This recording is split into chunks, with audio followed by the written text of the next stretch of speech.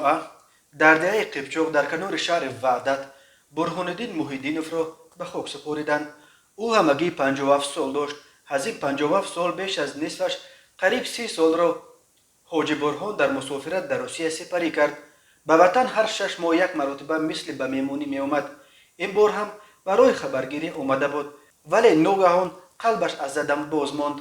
آنهایی که حاجی برهان را میشناسند، به خصوص هم تقدیران او در مسافرت در شهر سنت پتربورگ روسیه میگویند که حاجی برهان پیش نماز جمعه شد و در این روز مبارک به رحمت حق پیوست.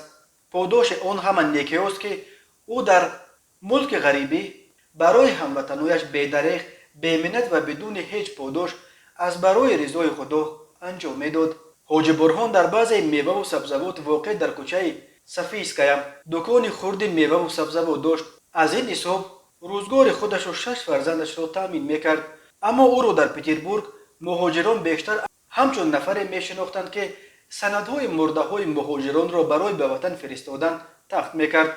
در شهر سنت پتربورگ و ولایت لنینگراد، آن طرف تا ولایت نووگورود و پسکوف، در هر کجا اگر مهاجر میمرد، چه تاجیک، چه ازبک و چه قرغیز، به حاجی برهان مراجعت میکردند.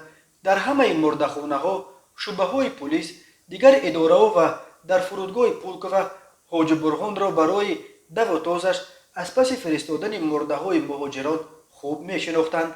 از برای خدا خدمت میکرد، کار مردم را بود میکرد. در روز مصیبت به کمک همه میرسید و مثل که مردن خودش را میدونست که اخیراً به جای خودش یک بچه قرغلی را تیار کرد. تمام نازکی های مرده فرستی را برایش یاد داد که کجا باید رود و چه سندها را باید تیار کند.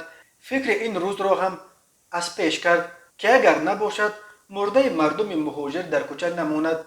خدا رحمت کند حاجی را، گفت در صحبت بامداد یکی از مهاجران تاجیک مقیم پتربورگ.